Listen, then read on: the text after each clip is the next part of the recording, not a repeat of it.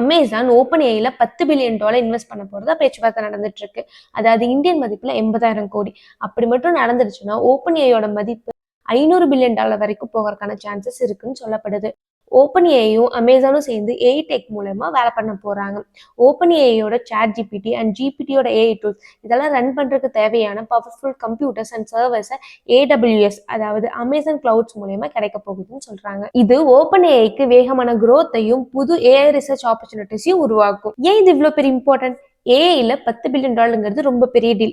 Open ஏஐயோட resources அதிகரிக்கும் and அட்வான்ஸ்டான மாடல்ஸை உருவாக்க முடியும். அமேசானை யூஸ் பண்ணி குளோபல் லெவல்ல ஏஐ டிப்ளாய்மெண்ட் ரொம்பவே வேகமா நடக்கும். சாட் ஜிபிடி கோடர் இது மாதிரியான டூல்ஸ்க்கு நெக்ஸ்ட் ஜெனரேஷன் அப்டேட் சீக்கிரமா கிடைக்கிறதுக்கு சான்சஸ் அதிகமா இருக்கு. இந்த டீல் மட்டும் கன்ஃபார்ம் ஆச்சுன்னா ஏஐ வேற லெவலுக்கு போகும்.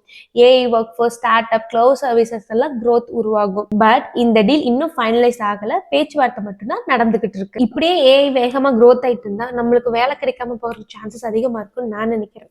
நீங்க என்ன நினைக்கிறீங்க? உங்க கருத்துக்களை கீழே கமெண்ட்ல சொல்லுங்க.